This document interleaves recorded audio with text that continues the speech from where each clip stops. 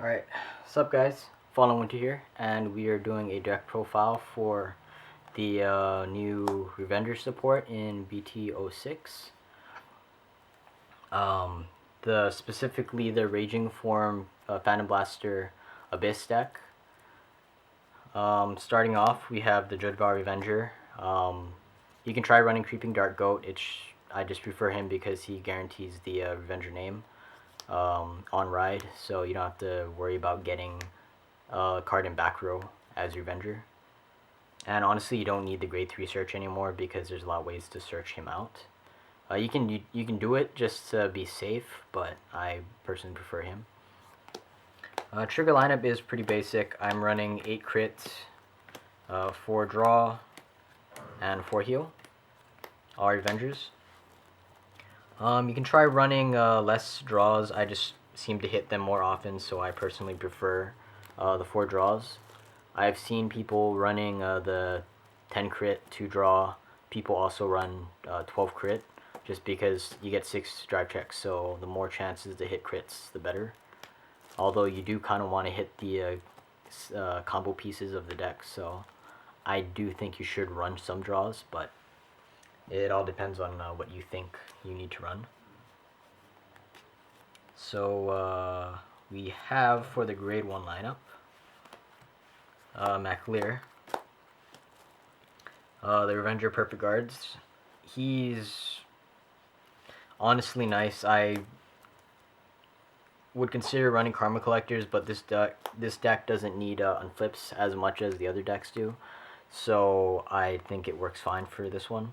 You can try the Karma Collectors though, because there were a few situations where Counterblast was a little bit more than I would have liked, but you can see what works better for you and run it like that. I run 3 Bright Troop Revenger Dorrants for the unflip engine. I've seen people run it without the unflip engine entirely to make more room for other stuff, but I kind of like it just as a backup plan.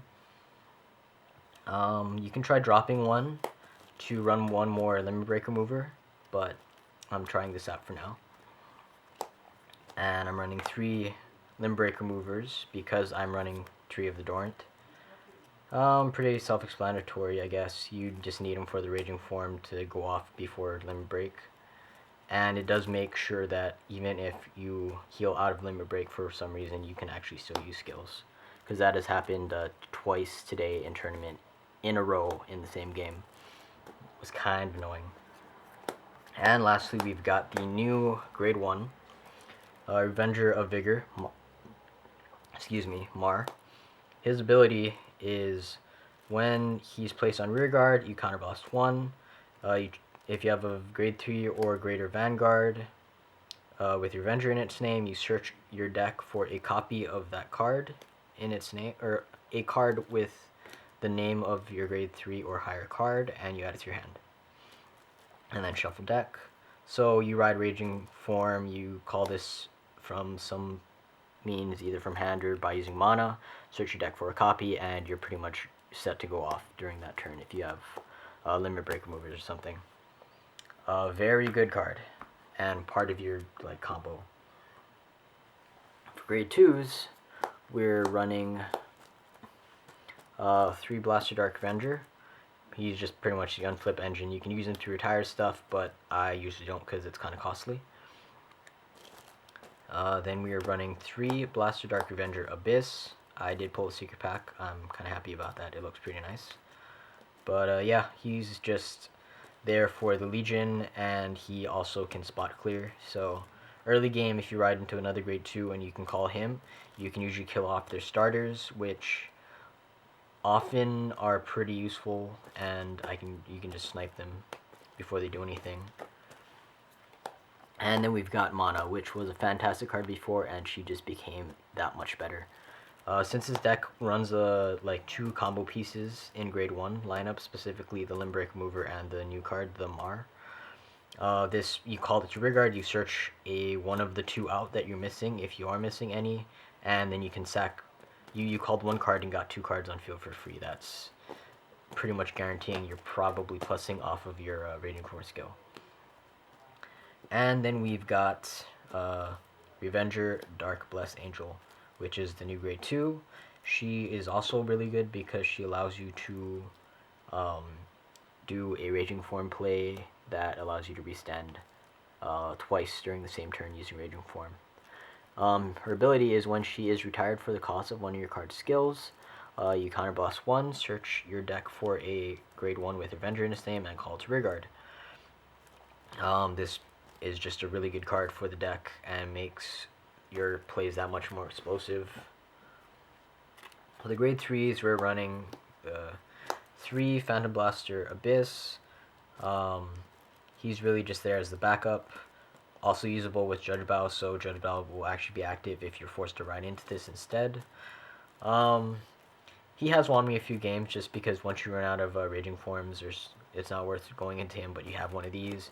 You just ride into this. You probably didn't use all your counterblast, and you can just go off one more time and restand with a larger number for a game. It's pretty nice as a backup. You can try running with 4. I ran 4 today, and it worked pretty well. But people were saying to try running with 3 and then making this extra space for their Dark Blessed Angel, because Dark Blessed is pretty much the card necessary to Raging Form twice. So I'm trying it out for now. And lastly, of course, we're running the 4 Raging Form Dragons, because this card is really good. One thing that not everyone might know, but it's I know it was kind of like the play back then. When you attack with this, you can counterblast 1 and it gets +3. If you have a 7k behind it, that means you're swinging for 21 to 31 to Vanguard, depending on if you attacked with it first or you attacked after you rerode and got +10. This has made it a little bit easier to push your game when you know that they're already like force damage or something like that, and you're just doing your multi-restands. Use a Dark Blessed Angel, call the grade 1 behind Vanguard, swing with the 7k plus this, and then counterblast for a 31 column.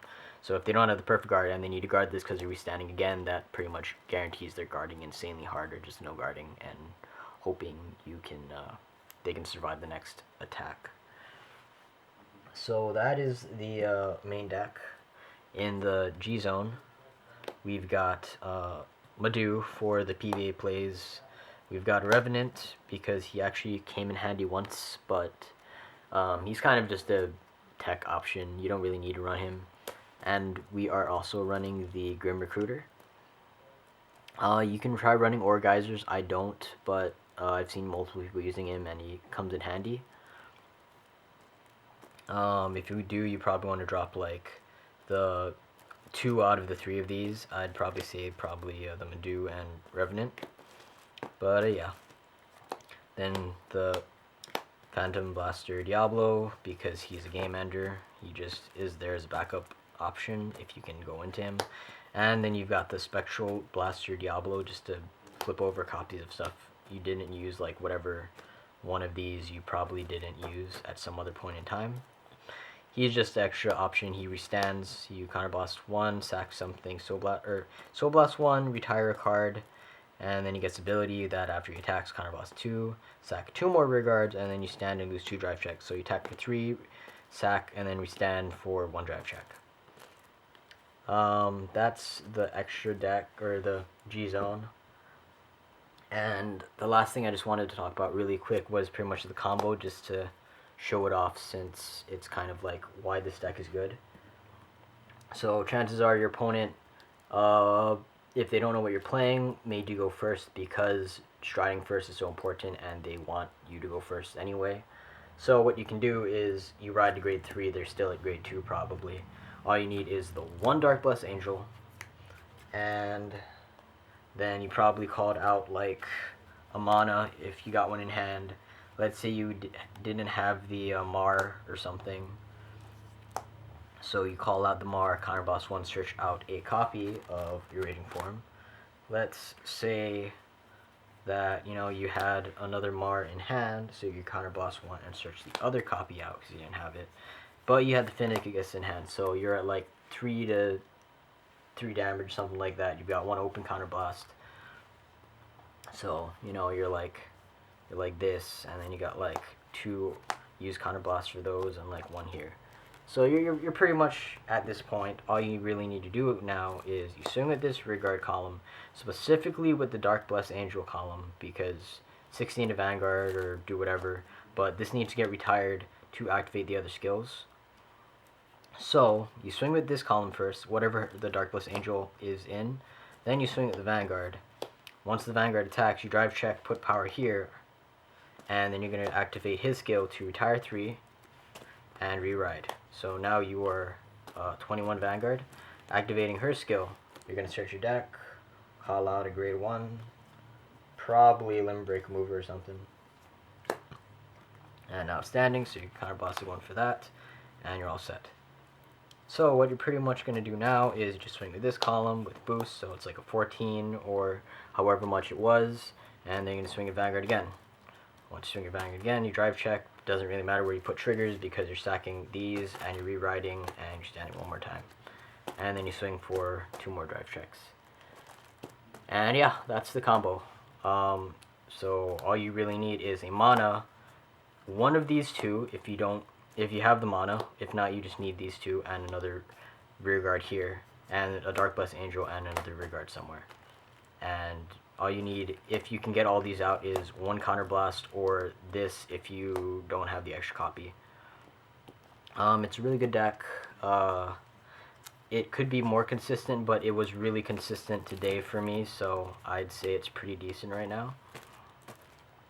Definitely aggressive and stops a lot of the decks who need to go off a lot later. So definitely a competitor for like popular slash like really good meta-ish decks. If you guys have any questions or comments and stuff like that, let us know. Put them in our comment section and we will get to them when we can. See you guys in the next video.